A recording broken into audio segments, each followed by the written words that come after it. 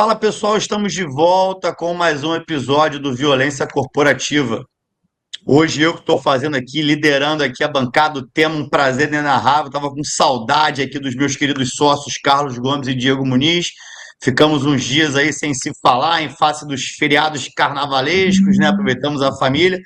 Mas o dever nos chama e aqui estamos para comentar mais um episódio importantíssimo aí em cenário nacional e, por que não, internacional também, né? De um novo escândalo, né, com o Banco Pleno, e tem tudo a ver com o último episódio que falamos. Tá? Eu vou seguir aqui a linha do meu sócio. Hoje deve ser o nosso décimo primeiro episódio, né, sobre violência corporativa. E aí eu vou fazer uma introduçãozinha aqui, pedir aqui só a palavrinha rápida dos meus sócios, depois eu volto e faço um contexto do nosso episódio de hoje.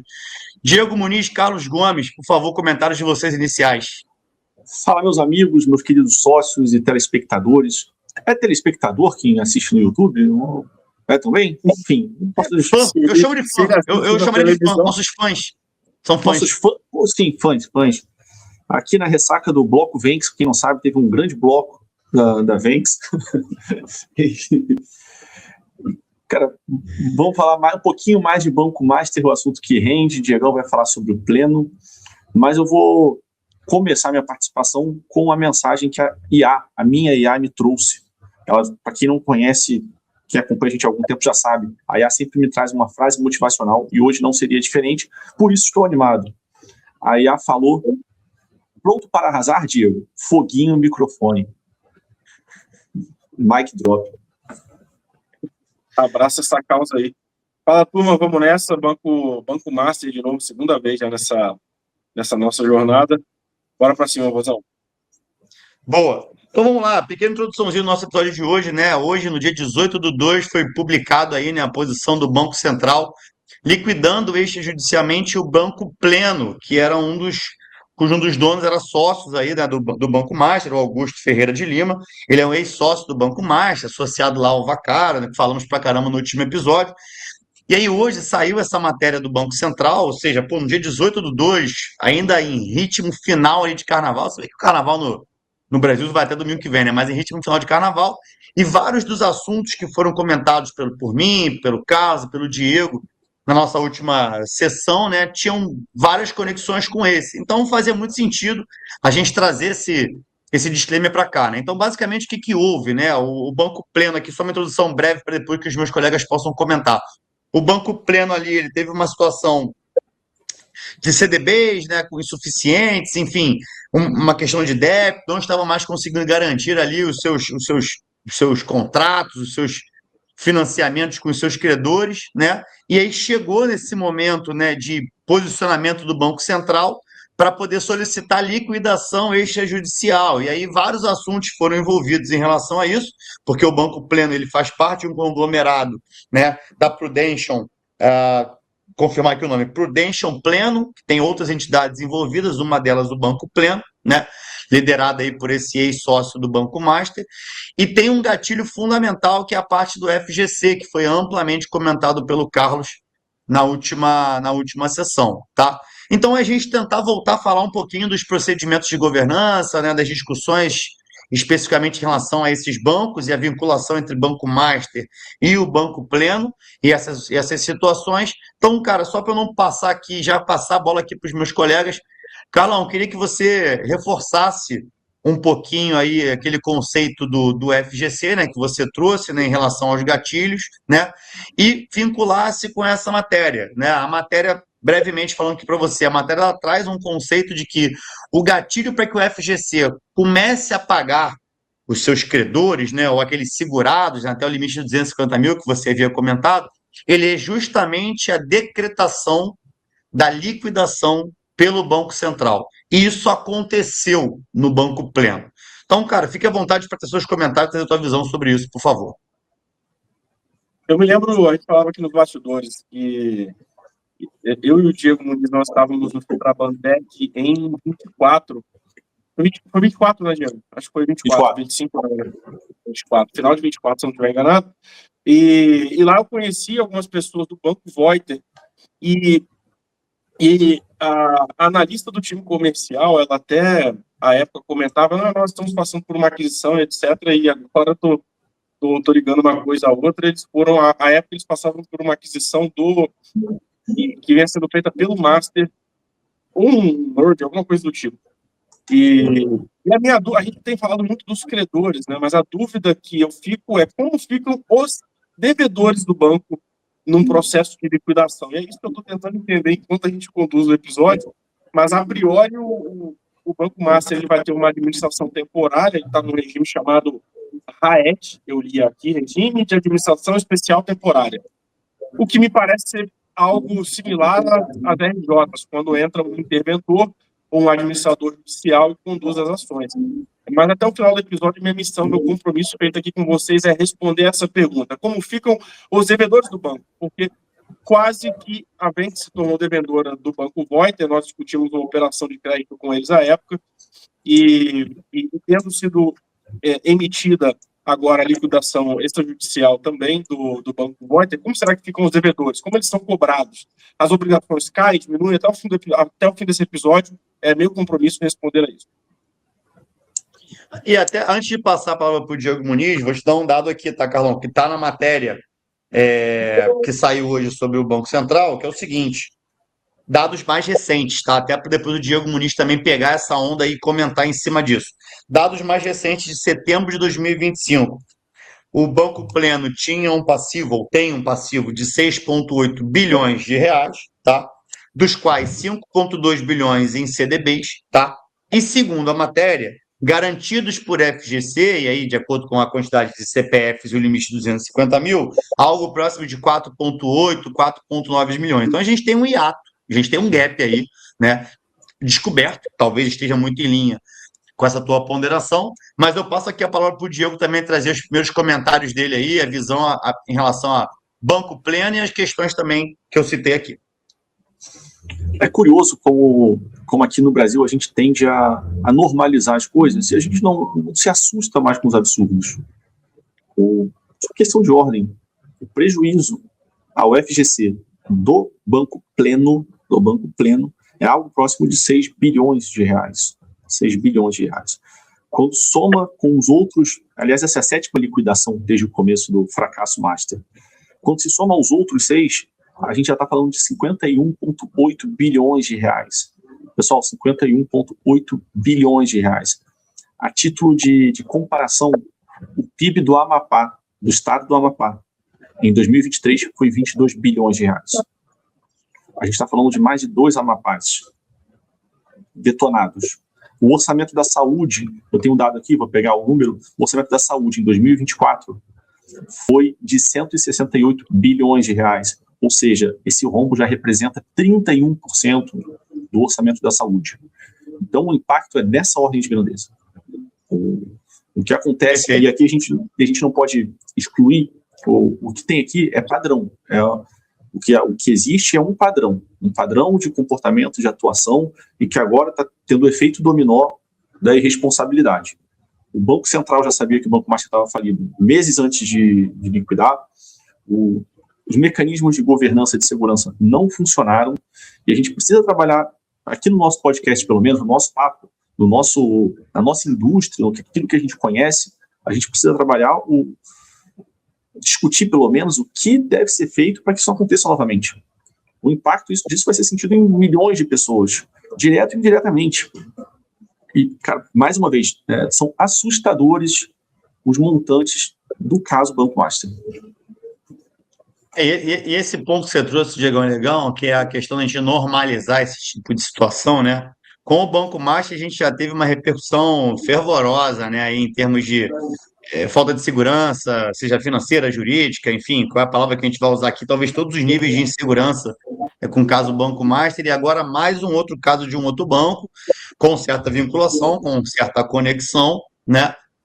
Mas também cujos procedimentos de governança, que você muito bem colocou aqui, muito pouco observados, né, durante o processo. E eu queria trazer uma ponderação. Desculpa, cara, mas é 140% do CDI, título, dívida emitida contratada por CPF falso, laranja, empréstimos tomados com carência de 5 anos, então você atrasa a tua insolvência, porque você tem uma carência longa, nunca foi o plano pagar, o uso do FGC como argumento para venda. Cara, tem muita coisa envolvida aqui, muita coisa. De novo, é um padrão, é a repetição de um padrão isso aqui, não é um caso isolado. Eu queria pegar um ponto e passar para o Carlão, para os dois, na verdade, né? Um dos tópicos da matéria diz que, em um momento, nos últimos meses, ele não precisa aqui realmente quanto tempo isso vem acontecendo, tá? Mas indicou-se que o próprio Banco Pleno estava buscando novos compradores.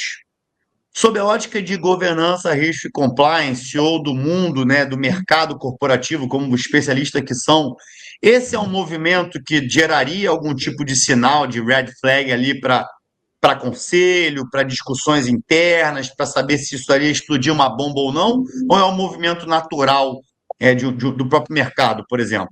O que vocês acham disso?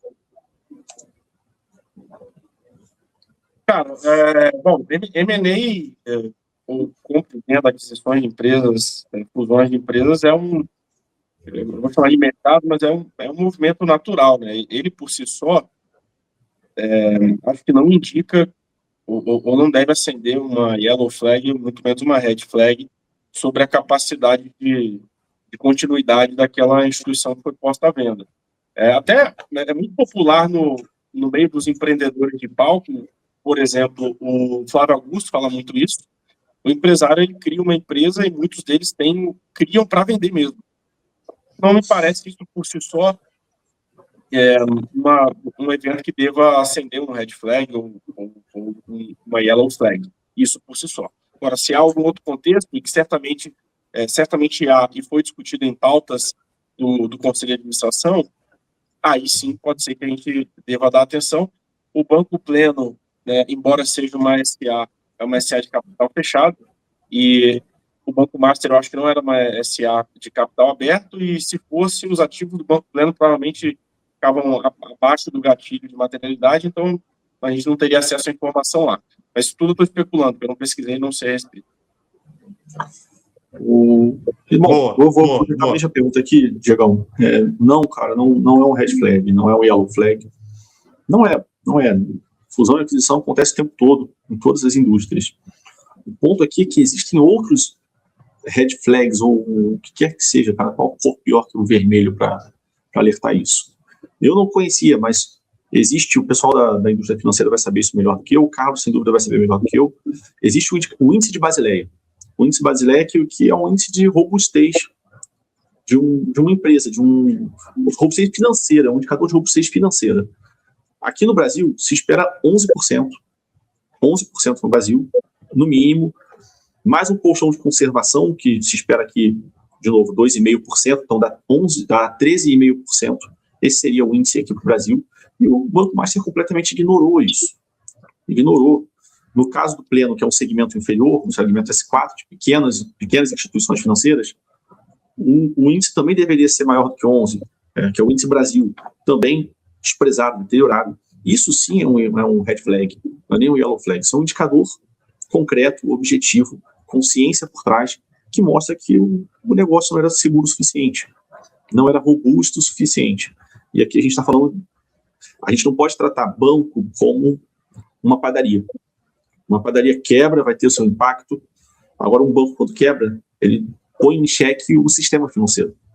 É isso que está acontecendo. Perdeu-se a credibilidade. Perdeu o Banco Central, perdeu o Ministério da Fazenda, perderam os grandes bancos privados. Todo mundo perdeu credibilidade. E vai ser muito difícil recuperar isso tão cedo. Perfeito. Acho que é por aí um pouco mesmo dessa questão da perda de credibilidade.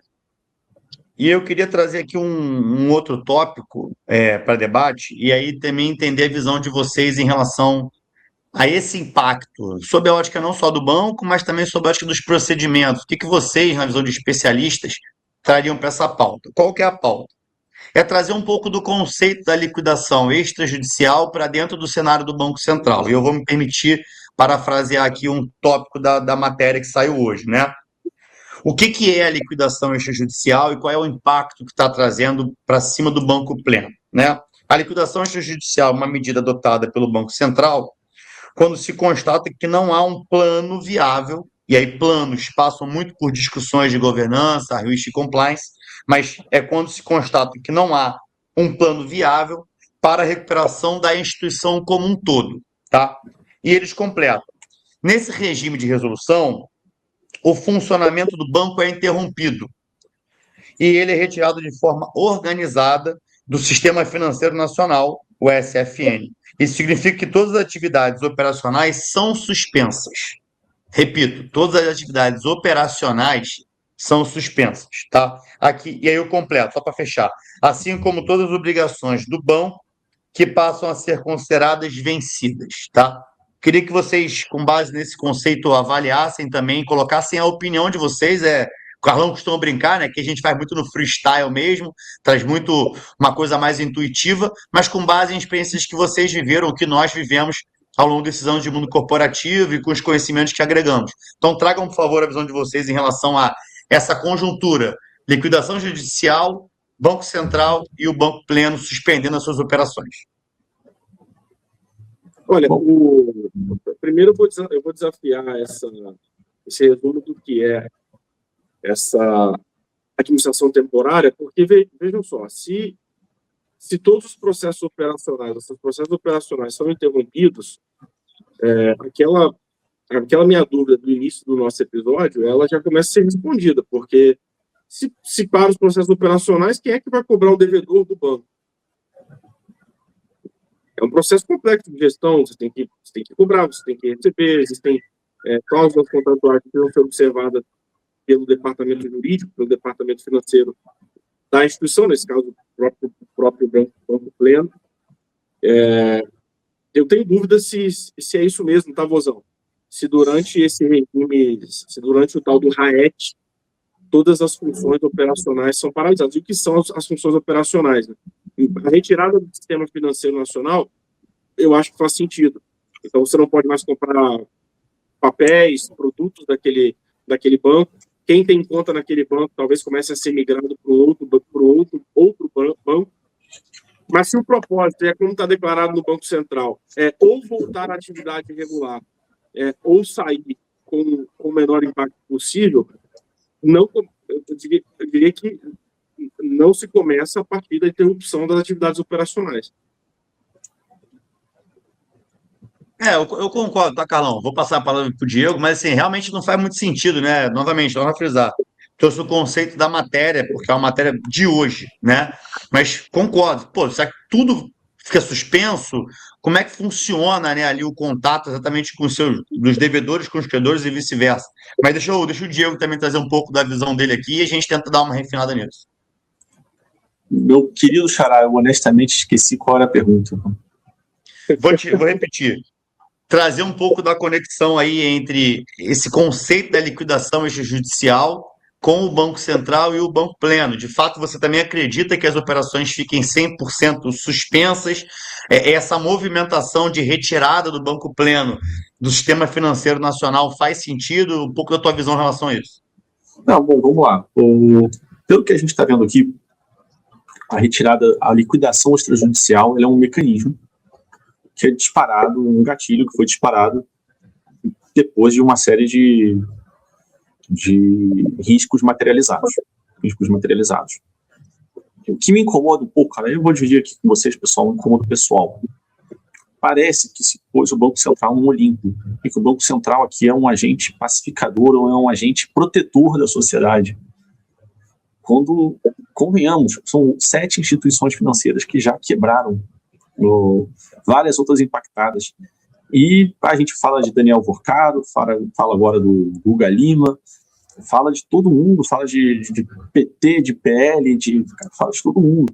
E o Banco Central parece que está nesse Olimpo como um grande protetor do sistema financeiro nacional. De novo, o Banco Central já sabia, desde o início de 2025, que o Banco Master estava quebrado. E continuou deixando pessoas tomarem empréstimos do Banco Master. Ou tomarem empréstimos ou fazerem investimentos. Tomar empréstimo é menos importante. Continuou deixando pessoas fazerem investimentos no Banco Master, no Banco Pleno, no Banco Voiter, no Banco Will.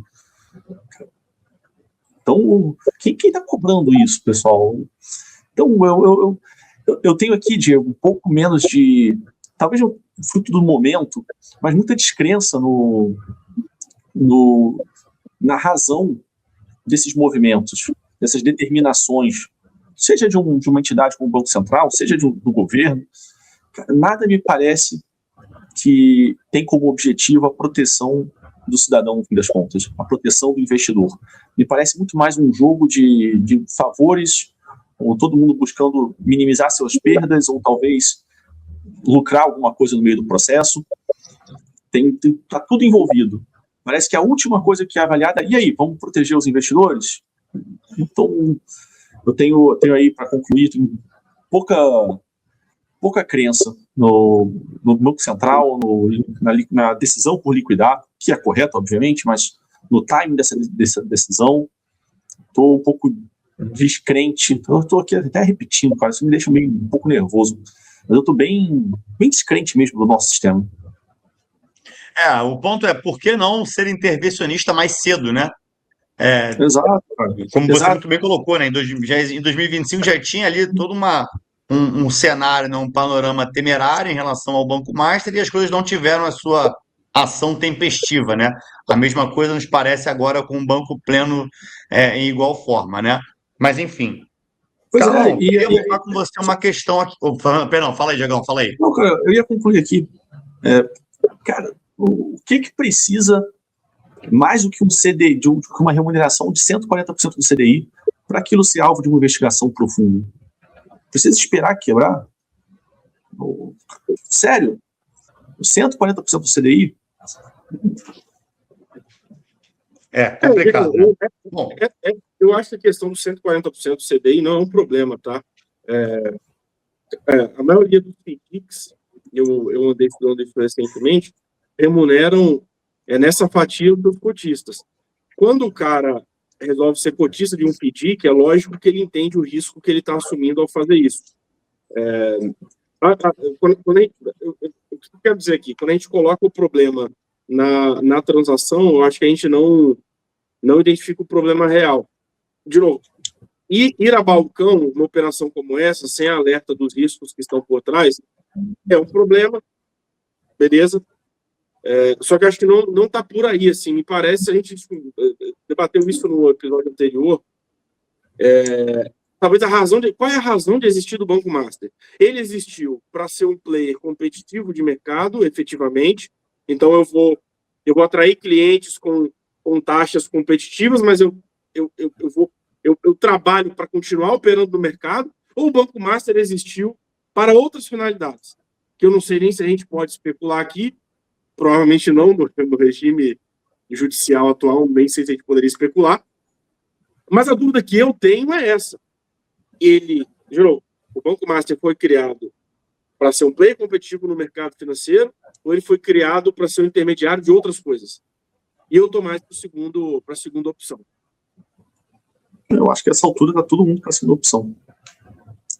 De novo, todo um grupo contaminado por essas práticas. Cara, todo um grupo. Um dos casos, um dos esquemas mais danosos para a economia e que talvez seja um dos grandes motivadores da governança, da prática de GRC, é o esquema de Ponzi. Então, quando a gente tem remunerações muito acima do mercado, e você vai se aprofundar ali, embora concorde que a transação não é o foco aqui é governança, pelo menos o nosso foco é governança, quando você vai um pouco mais a fundo, investiga um pouco mais, você descobre que o que remunerava os 140% do CDI era justamente a entrada de novos investidores, o tradicional esquema de pirâmide. E quando é numa criptomoeda qualquer, todo mundo berra. Quando é no Banco Pleno, fica meio ali nas sidelines, uma coisinha pequena, um esquema de Ponzi. Cara, o esquema de Ponzi arrebenta com todo mundo, arrebenta. Então, eu concordo com o Carlos, é a segunda, que sem medo de ser injusto com ninguém, é a segunda linha, é a segunda opção. Não parece que o banco foi criado para fins para ser mais um player de mercado, para competir com o Itaú, com o Bradesco, com o Banco do Brasil, e parece que ele foi criado para influência, para tráfico de influência. Boa. É um pouco disso, né? Cara, Carlão, eu queria trazer para você que eu voltar uma pergunta do início, se você me permitir, tá? Sei que você estava aí fazendo suas análises, pesquisas, elucubrando, fazendo sua expressão facial maravilhosa de gênio, que eu adoro, isso me cativa em você pra caramba, tá? Não perca esse teu toque genial aí. Mas eu queria falar sobre os CDBs do Banco Pleno, que é justamente aí essa questão de como é que ficam, né, as garantias das pessoas que eventualmente são os credores do banco. E aí, cara, é muito mais trazer a sua opinião mesmo em relação ao panorama. E aí, novamente, eu gostaria de citar a matéria para te dar um pouco mais de insumo para você poder embasar a sua colocação em cima disso, né? Aqui na matéria diz o seguinte, né? Como é que ficam os CDBs do Pleno, né? Com a liquidação, o Fundo Garantidor de Crédito, que é o FGC, ele passa a ser responsável por ressarcir os investidores que têm CDBs emitidos pelo Banco Pleno, com um limite de até 250 mil por CPF. Tá? Esse é um primeiro ponto. O segundo é o seguinte: no mercado secundário, os títulos do banco passaram a ser negociados a taxas muito superiores ao CDI, refletindo vendas forçadas por investidores e a perda de confiança em relação à capacidade de pagamento do banco.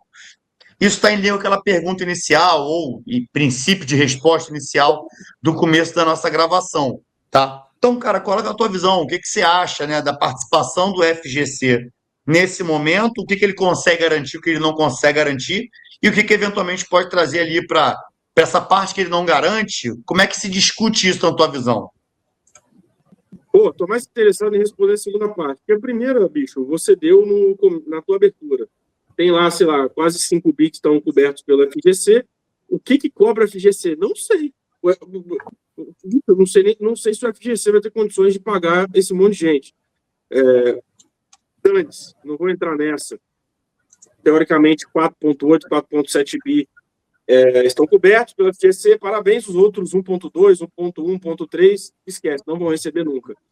Agora, por isso que eu queria responder. Carlão, deixa eu te ajudar aí. 122 a 125 bilhões é a liquidez do FGC. Beleza. Quanto foi embora no Banco Master até agora? Você tinha feito uma somatória 51,8.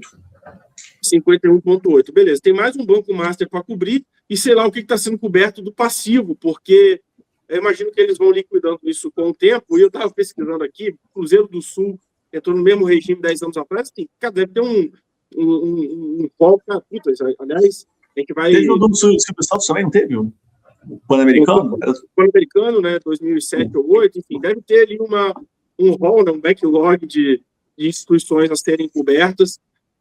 Puta, legal que a gente puxa a pena, vem a galinha, por si só estudaria em outro episódio, né, entrar no FGC, entender melhor, deve ter informação pública para saber o que está na esteira de ressarcimento do FGC, mas eu já fiz um compromisso aqui que está difícil de cumprir, então vou ficar só no meu. FGC fica numa outra. Mas eu queria explorar justamente esse 1 bi, 1 bi e meio, 1,1 bi, que ficam fora do FGC. A eles, a minha notícia terão que confiar na EFB, não é isso? EFB, Regimes Especiais de Empresas, que é o administrador, que é quem está chancelado como administrador durante esse período de liquidação. Então, essa é a empresa que vai ter que ter a missão de reerguer. Na verdade, estou fazendo uma proxy aqui, porque essa é a empresa que está responsável pelo Will Bank, que eu acho que é a mesma empresa para todas do Grupo Master. Eu não estou conseguindo entrar aqui, né? Enfim, não estou conseguindo acertar, mas depois eu atualizo essa informação. Mas foi nomeado um administrador judicial, que eu acho que é a FB Regimes Especiais de Empresas Limitadas. Sob a responsabilidade de Eduardo Félix Bianchini. Então, esse é o responsável técnico. Quem é o Eduardo Félix Bianchini? Não sei, daqui a pouco a gente puxa o LinkedIn dele. Mas ex-servidor do Banco Central. Ex-servidor do Banco Central. Então, muito bem. Então, olha, puta, isso é maravilhoso. Vejam vocês, pessoal. Só do Banco Pleno existe mais ou menos um somatório de 1,1 bi que não será coberto pela FGC e que vai depender do êxito de um ex-funcionário público na recuperação do banco. Qual que é o histórico de recuperações feitas nos RAETs? Não sei, a gente pode levantar também, fica aqui a segunda para um outro episódio, com sala de guerra, não sei como é que a gente vai responder esse mundo de coisas, mas existe 1,1 bilhão de reais sob responsabilidade do Eduardo Félix Bianchini, um ex-servidor do Banco Central. Não acho que ele tenha qualquer condição de recuperar um banco que estava sob responsabilidade da iniciativa privada. Dane-se, eu lanço essa aqui. Então, Bozão, respondendo a sua pergunta, levando o foco para um outro ângulo. A parte daquilo que será coberto pelo FGC, os demais credores estão confiando ou terão que confiar na EFB, Regimes Especiais de Empresas, sob a responsabilidade do cara que dá nome à empresa, Eduardo Félix Bianchini. Boa sorte a todos os credores. E para traduzir torcendo aqui, por eles também, tá? Para traduzir, para quem não ficou claro, a gente está falando que esses 1 ponto alguma coisa bi dependem do sucesso comercial do banco, sob a intervenção do EFB, correto? Sim, banco que teve que de fato saiu Que não tem mais ativo nenhum, o banco está quebrado. Ou seja, galera, beijo, sinto muito.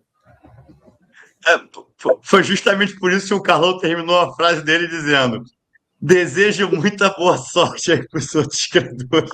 É isso, cara. Espero que vocês, meus queridos colegas e sócios, não tenham CDBs com pleno, hein? Não, cara, graças a Deus não. O novo interventor do Banco Pleno é o FDC, conhece? Não, é o foda-se. Queria parabenizar aí a galera que é investidor do Pleno, que viu a Mangueira entrar e se ferrou. Carnaval. Só uma questão aqui, diretor, eu consigo comparar. Eu estou entrando no lobby com outro boneco, mas é só para compartilhar a tela, tá? Então não me admite na sala aí não, com a turma. Pode seguir, Bozão, pode seguir, pau na máquina. Pode seguir? Pode seguir? Então tá bom, beleza. Cara, pra gente fechar aqui, do meu lado, como puxador aqui das pautas, eu queria trazer aqui para fechar um pouco dessa relação, né? Enfim, a gente acabou falando muito no último episódio de ministro do STF, a esposa do ministro do STF, enfim. E agora, novamente, em que pese a gente está falando sobre Banco Pleno, né? A gente também tem ali necessariamente um envolvimento com o Banco Master, e isso poderia nos remeter a como é que eu vou colocar? Uma rede, né? Uma conexão em lato sensu, né? Então, também queria trazer que vocês trouxessem um pouco da visão de vocês, né? Hoje a gente tem, né, como líder do Banco Pleno, vou reiterar aqui os nomes para ficar claro a todos que estão nos ouvindo, né? Augusto Ferreira Lima, né? Ele é o líder do Banco Pleno, obviamente isso tem um impacto, as repercussões do Banco Pleno também impactam. Isso aqui é carnaval, tá, gente? Carnaval, o cachorro late na hora que a gente está fazendo aqui a introdução, tá? Então, só para voltar aqui a minha ponderação. O Banco Pleno, ele faz parte de um conglomerado chamado Prudential Pleno, tá? Dentro desse conglomerado tem Banco Pleno S.A., que foi colocado aqui, e tem o Pleno Distribuidora Títulos Imobiliários, Valores Imobiliários S.A. O Banco Pleno, ele é liderado pelo Augusto Ferreira Lima, ex-sócio do Banco Master e, obviamente, do Daniel Vocar. Queria que vocês também comentassem dessa relação aí, pessoalidade, se eventualmente isso pode também repercutir, como repercutiu o Banco Master, em outros envolvidos públicos, ou se isso restringe tão somente ao conglomerado e qual é o impacto disso? Diegão, começa dessa daí que eu estou terminando a pesquisa. Deixa eu começar aqui, cara. Eu fico com a sensação que a gente está comentando para corrido. Cara, são investidores, são pessoas físicas com múltiplos negócios. Se for buscar, você vai encontrar outros milhares como eles, milhares aqui no Brasil. Cara, pessoas que têm múltiplos negócios. Então, vai lá, há pouco tempo estava o Lehman envolvido na Americanas. E ele está envolvido em talvez uma dezena ou algumas dezenas de outros negócios. Quer dizer alguma coisa? Eu acho que a questão ali é menos... o caminho fácil é a gente apontar a corrupção do Vorcaro, a influência que ele exerceu sobre juízes, ministros, chefes de executivo, de legislativo. pessoas irrelevantes na República. Esse é o caminho fácil, apontar esse dedo. O que a gente precisa fazer aqui é discutir, é provocar uma mudança, uma transformação. E como a nossa especialidade é a governança, risco e conformidade, a gente precisa transformar isso, porque o sistema ele precisa ser imune a essas coisas, ele precisa ser imune ao tráfico de influência, ele precisa ser imune à corrupção. E eu sei que isso é uma utopia, ele nunca vai ser imune, mas não pode ser tão frágil, tão vulnerável quanto parece estar sendo.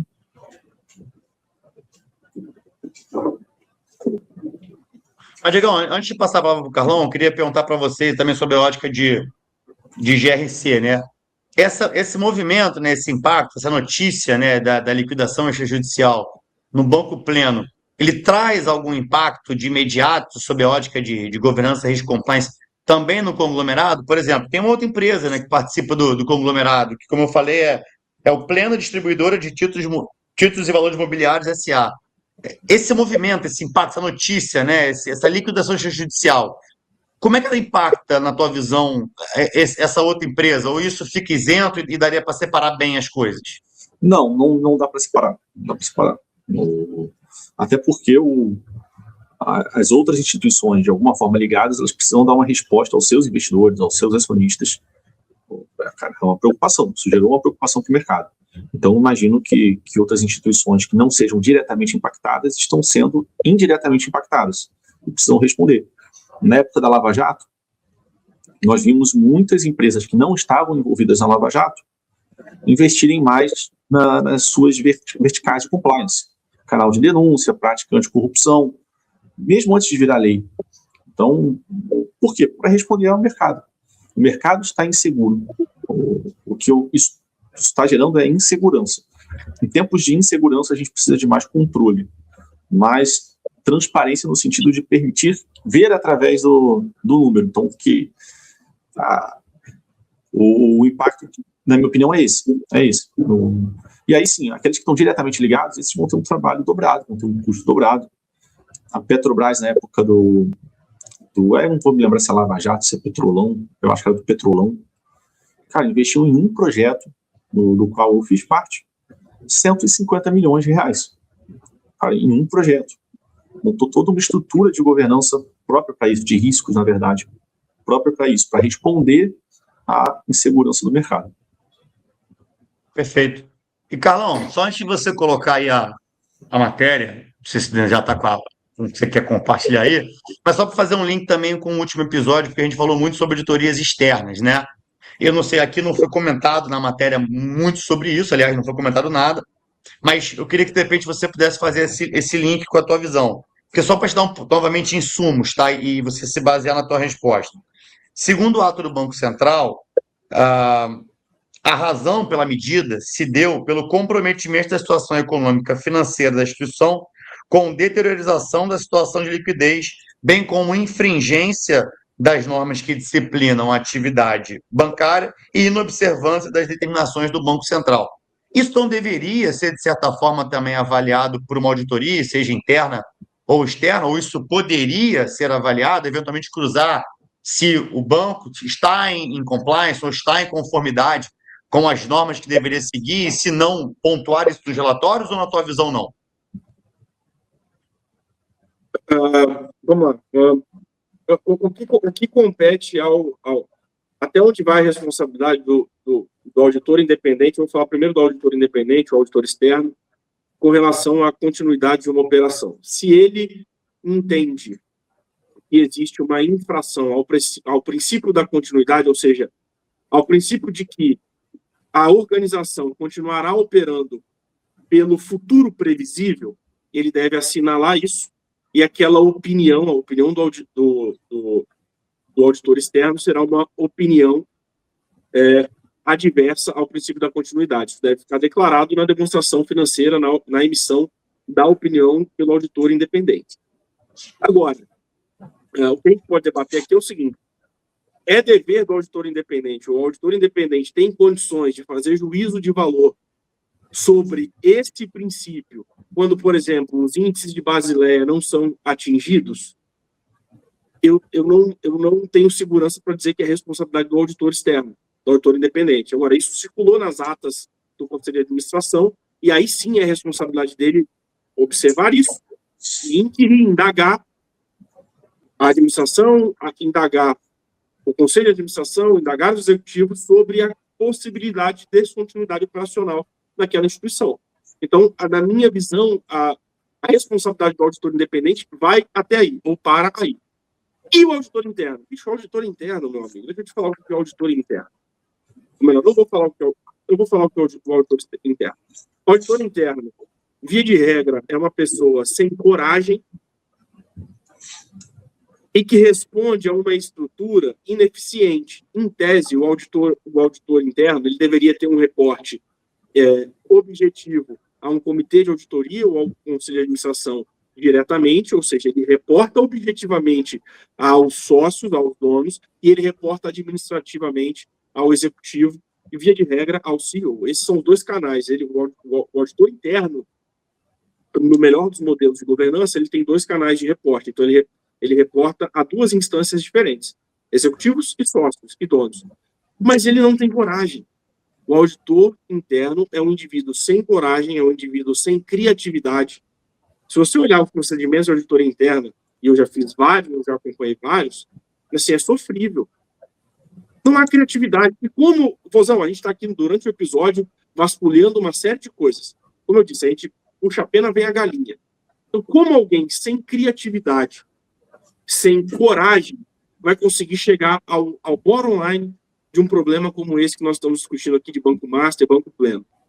Sumarizando a minha resposta, o auditor interno, ele não tem coragem, não tem criatividade, talvez não tenha competência para identificar esse tipo de coisa. O auditor independente, na minha visão, por alguns ângulos é limitado para opinar, e por outros ângulos, talvez, quando a gente fala do... O principal risco de auditoria é o Management Override of Controls, que é quando a gestão ou a administração está envolvida numa fraude. Porque se ele faz isso direito, dificilmente o auditor independente vai pegar. Então, por um lado, eu acho que ele é limitado em termos de responsabilidade. Por outro lado, se nós estamos falando de uma fraude, que provavelmente nós estamos, talvez não existam procedimentos eficazes de auditoria independente para capturar. Perfeito, Carlão. Só para não ser aqui parcial, vou deixar também aqui meu xará, o Diego Muniz. Diegão, algum comentário complementar aí para essa visão de auditores externos ou algum ponto que o Carlão tenha trazido nessa ótica? Além de um grande abraço para os auditores, minha classe favorita de profissionais, nenhum. Brincadeira. Tem algumas coisas aqui sim. Vamos lá, a gente está falando do Daniel Vorcaro, um cara que supostamente amarrou a República. Alguém realmente acha que um comitê de auditoria era o que pararia o Daniel Vorcaro?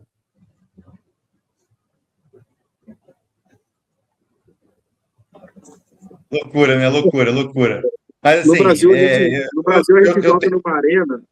Isso é interessante demais, assim. No Brasil, cara, a gente joga numa arena onde as regras são muito desconhecidas. E, de fato, apesar da minha crítica contundente, eu tenho certeza que o Muniz assina embaixo, cara, isso é verdade. Assim, a gente está num país onde a arena, cara, tem regras bizarras, eu diria. Imagina, o cara vai emitir uma opinião podendo correr risco de como é que é, ser suicidado, como dizem por aí. Então, cara, realmente, não sei se... Lá fora, Estados Unidos, crime contra o sistema financeiro, via de regra da cana, da cadeia. No caso do Lehman Brothers, o CEO foi processado, vários outros já foram presos, já foram impedidos de exercer a função. A gente não tem isso no Brasil. A gente não tem isso aqui. O Vorcaro pode abrir outro banco. Ele pode abrir outro banco. Ele pode, não está proibido de abrir um banco. E, cara, convenhamos, eu investiria nesse banco. O cara é águia. E se se eu não bebi o suficiente no período de carnaval, eu posso ressaltar que no último episódio que tivemos aqui, o Carlão citou, né?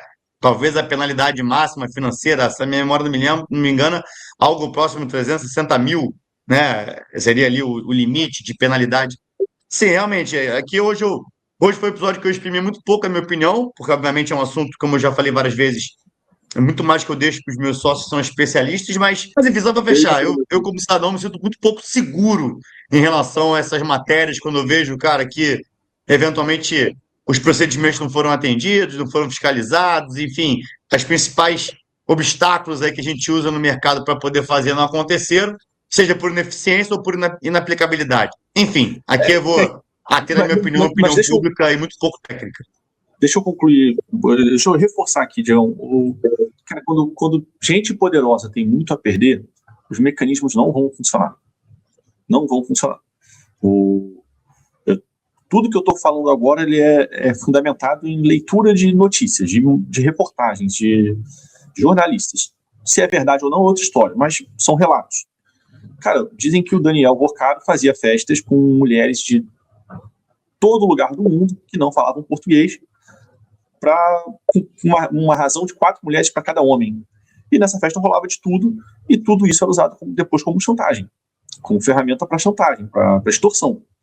Então, cara, quando você envolve tanta gente poderosa, ele é um cara bem conectado, um cara de networking.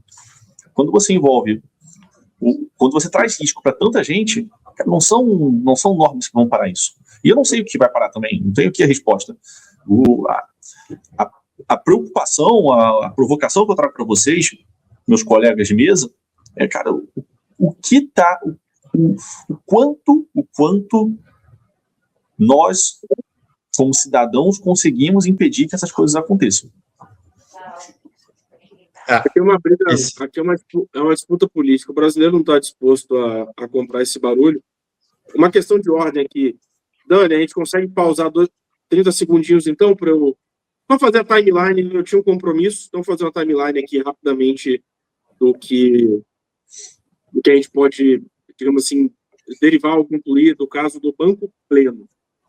Então, Dani, avisa para a gente aí no console se puder compartilhar a tela, autorizar meu compartilhamento, aliás. Mozão, então eu vou retomar aqui para tentar cumprir o compromisso que eu fiz com a nossa audiência. Restava a dúvida com relação aos devedores, né? Os credores, todo mundo sabe qual é o destino, o FGC cobre uma parte, o restante depende do que a administração extrajudicial conseguir concluir.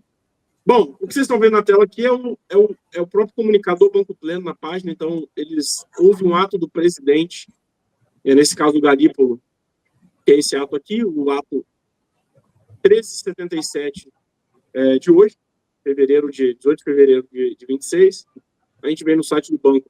Aqui tem do Banco Central, aqui tem o comunicado em si, então fica nomeado não o Bianchi, mas o José Eduardo Vitória. O Bianchi está responsável pelo Will Bank, então foram vários administradores judiciais ou extrajudiciais diferentes, e para que fique claro, aqui nós temos um liquidante, então nós não temos um administrador judicial. O que significa isso? O Banco Central tem alguns regimes de liquidação ou regimes especiais. O Banco Master, se eu não estiver enganado, ele está nesse aqui, regime de administração especial temporária. É uma tentativa de recuperar o Banco Master. Não é o caso do Banco Pleno. O Banco Pleno, então, está em liquidação extrajudicial. Então, o Godão estava correto. Há uma interrupção das atividades e, provavelmente, o que cabe ao liquidante ou ao gestor liquidante é apurar os ativos da forma mais precisa possível e administrar como isso vai ser restituído aos credores. Então, eu tinha feito o compromisso. Bom, como ficam os devedores, ou seja, quem deve ao Banco Pleno?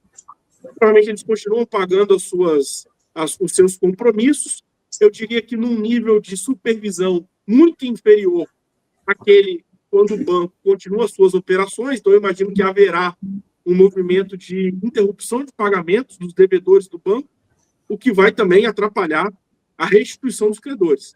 Mas o Banco Pleno, para que não reste dúvida, ele está nesse regime aqui, de liquidação extrajudicial. O nosso camarada José Eduardo Vitória, ele é sócio desse escritório, Matos Rodeguer Neto Vitória, ele é um dos sócios desse escritório de advocacia, e a Infomoney traz aqui um pouco do background do Vitória, e ele já passou por algumas administrações ou alguns processos de liquidação. Não dá para saber exatamente se ele teve êxito, pelo menos não nessa busca rápida, mas quando nós estamos falando de uma liquidação, não há muitos instrumentos de gestão necessários. Então, basicamente, ele vai organizar as contas, olhar credores e devedores, e vai jogar isso no tempo futuro e vai tentar obter o melhor resultado possível para os credores. Eu acho que esse é o objetivo desse indivíduo. Então, diferentemente daquilo que a gente especulou no início, em que precisa haver, digamos assim, uma competência de gestão ou um êxito de gestão, no caso do Banco Pleno, não. Então, foi dado o golpe de misericórdia, agora é apurar ativos, apurar obrigações e direitos e tentar obter o melhor resultado com isso. Essa era, eu acho que eu cumpri, pelo menos parcialmente, o compromisso que eu fiz aqui no início. Então, quem é devedor do banco continua tendo que pagar, mas acho que com um nível de supervisão inferior, o que vai resultar, na minha visão, numa interrupção de pagamentos em default dos devedores do banco. É isso. Será que essa dívida pode ser comprada por outros bancos? Eu imagino que sim, né? Imagino que sim, né? Imagino que é o que vai acontecer, né? Alguém deve comprar a dívida e tal, enfim, aí negocia, né? Negocia bem, eu imagino também. Sim. Mas esse é um bom ponto mesmo. Dani, pode tirar da tela. Era isso. Perfeito, senhores. Cara, é isso, nosso episódio de carnaval.